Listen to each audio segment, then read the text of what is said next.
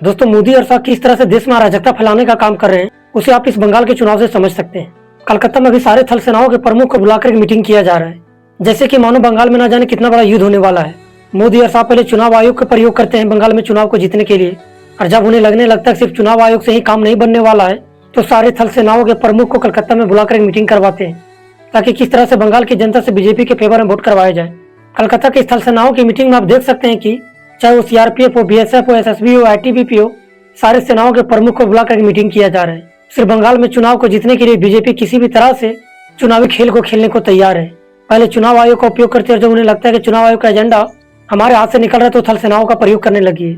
पिछले 3 साल से मणिपुर जलता आ रहा है, लेकिन हमारे थल सेनाओं के प्रमुख कभी मणिपुर में जाकर मीटिंग नहीं किए, ताकि मणिपुर में शांति, अमन और चैन आ सके। हमारे थल सेनाओं के प्रमुख मीटिंग कहाँ करे? कलकत्ता में, क्योंकि बंगाल में अभी चुनाव सर पर आकर बैठा है और बंगाल की कुर्सी की ताज मोदी और शाह को किसी भी हालत में चाहिए। पिछले 3 साल से मणिपुर आज तक जलता आ रहा है, लेकिन कभी हमारे देश के प्रधानमंत्री और गृह मंत्री थल सेनाओं से बात करके मणिपुर में मीटिंग नहीं करवाते, क्योंकि वहां अमन, चैन और शांति आ जाए और मणिपुर को जलता छोड़ दिया जाता है। मणिपुर में एक सैनिक की पत्नी को निर्वस्त्र करके सड़कों पर घुमाया जाता है, लेकिन हमारे देश के प्रधानमंत्री और गृह मंत्री को उस पर रद्दी भर भी फर्क नहीं पड़ता है। सच्चाई यही है कि इस देश के भीतर बीजेपी सिर्फ सत्ता की भूखी है। उन्हें देश के भीतर किसी भी राज्य में कुर्सी को पाने के लिए किसी भी हद तक गिरना पड़े तो गिर सकती है, लेकिन देश की जनता और देश के विकास के लिए कभी वो आगे नहीं आए।